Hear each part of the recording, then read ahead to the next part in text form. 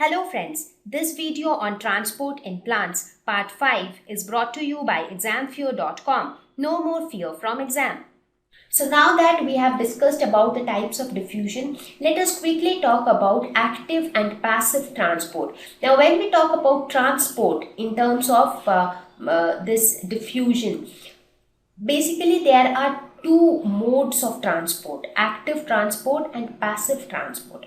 So first let us try to define transport in simple words. It is nothing but movement of molecules across plasma membrane. Because when I'm talking about the transport inside a plant, as I said, the transport has to happen from on a cell level, from one cell to another, the transport has to happen. So that movement of molecules across the plasma membrane is often known as transport. There are two modes of transport, passive transport and active transport. Now we have discussed about these before also, but now since we are discussing about diffusion in detail, it will be wise to talk about them as well. So now whatever we have spoken so far, simple diffusion or facilitated diffusion, they were all examples of passive transport. So let us see what is a passive transport. So it is the movement of molecules across a membrane, requires no energy from cell. So it is that kind of movement of particles so that there is no energy expenditure or there is no energy input from the cell's end. That is because here the particles are moving from a region of high concentration towards a region of lower concentration. So in passive transport, there is no energy input from the cell. So that is the main catch when we talk about passive transport, and that is why I told whatever types of diffusion we spoke about so far, whether it is simple diffusion or facilitated diffusion, there was no energy input from the cell. So they are all examples of passive transport. Movement occurs along the concentration gradient either by diffusion or osmosis. What is osmosis? That is again a special form of diffusion. We will talk about that a little later. But there also there is no energy input from the cell. Two types of diffusion take place as we have discussed, simple diffusion and facilitated diffusion. In simple diffusion, particles directly move across membrane. Facilitated diffusion, you need transport proteins to help particles move across the membrane. So this was a gist of the passive transport which we have already discussed. So now the question is, what is active transport? So let us see that. Now it is very evident that here some energy input has to be there from the cell. So here movement of molecules across the membrane requires some energy from the cell. So now again the same question would strike your mind, that why is it true only for certain molecules? Why certain molecules would need energy from the cell? That is because here the movement has to happen against the concentration gradient. So that is the most important catch here. Here we are asking the substances or the particles to move from a region of low concentration to a region of high concentration. So that will not happen automatically. Let us suppose if you keep a cup of hot coffee on the table and you expect that the coffee becomes hotter when you see it after 1 hour, that is little difficult because heat will flow from high temperature to low temperature. Right? So similar is the case here. So now if you want the particles to forcefully move from region of low concentration to high concentration, then you will have to supply some energy from outside. So who will supply that energy? That energy has to be supplied by the cell. So there are some proteins which help in passive transport, whereas there are some other proteins which help in active transport. So let us suppose this is our cell membrane. So now here this region has low concentration and this region is high concentration, but we still want these particles to move towards this side, so against the concentration gradient. So in this case what will happen? The carrier proteins of cell membrane will act as a pump. As I said, some proteins just acted as transport proteins in case of facilitated diffusion. So they were just carrying the particles from one side to the other side. But here, these proteins which participate in active transport, they act like a pump. Why pump? So that they can pump in some energy which will help the particles to move against the concentration gradient. So what is this energy? This energy is in the form of ATP molecules. So from where do we get this ATP molecules inside the cell? So from where the cell gets energy? Cell produce energy by the process of cellular respiration. Cellular respiration will take place inside each and every cell. During the process of cellular respiration, energy will be produced in the form of ATP molecules. And these ATP molecules will provide the energy required for active transport. So due to this, cells which are capable of active transport usually have more mitochondria in their cells. That is because mitochondria are the powerhouses of the cell. So mitochondria participate in cellular respiration. They produce ATP molecules. So those cells which participate in active transport, they need a lot of energy, they need a lot of ATP molecules, and ATP molecules are produced by mitochondria, so they generally have more mitochondria. So here ATP provides the energy input from the cell. So this is active transport. So now we talked about three different ways of transport. One is simple diffusion, one is facilitated diffusion, and the third one is active transport.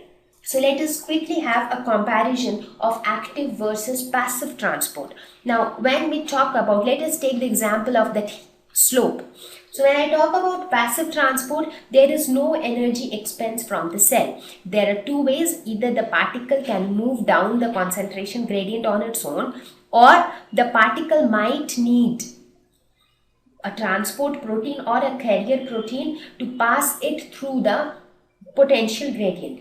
Whereas in active transport, the situation is something like this. Let us suppose if you want a particle to move up the hill. So obviously the particle by itself will not move up the hill. But the particle in this case, the particle in itself was able to move down the hill because it was a slope. So it was able to move on its own. But here the particle on its own can never move up the hill. So it needs something which can carry it. Suppose now here the bottle also cannot help it because the bottle cannot climb the hill. In this case, the bottle was able to come down the hill and it was able to overcome this small break. But here it cannot move up the hill. So you need a special type of protein which acts as a pump, for example, a car. So this is basically a vehicle which has some energy because of which it can drive up the hill, and that is how it can carry the particle with itself. So here the car is not only a simple protein like this jar, it also has some energy in it. Because of that energy, it is able to move from low concentration to high concentration. So this is the concept of active transport. So I hope that the concept of facilitated diffusion and active transport is clear to you. Okay, so now let us see where do we actually see the application of active transport when we talk about the transport in plants. So where exactly we see this concept of active transport? Now, as I mentioned before also, that plant needs so many things for its survival, growth and maintenance. It needs water, it needs minerals, it needs carbon, oxygen, so many things. Now, plants need minerals like nitrogen, phosphorus, sulfur, and they are all present in the soil. So in the soil, you have all nitrogen, phosphorus, sulfur. Now, the concentration of these minerals in the roots is already high because the roots already keeps absorbing these minerals, so their concentration is already high in the roots, but we still want more minerals to get into the roots.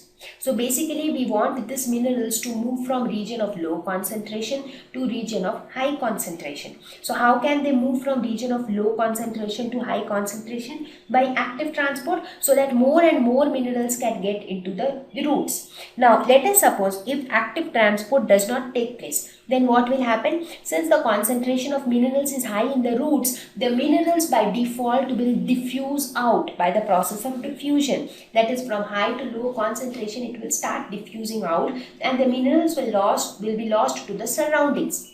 So the plants will not be able to get a lot of minerals. So because of active transport, even if the roots already have a lot of minerals, but still the movement of minerals into the roots will keep on occurring. So that is how active transport plays an important role in transport system of plants.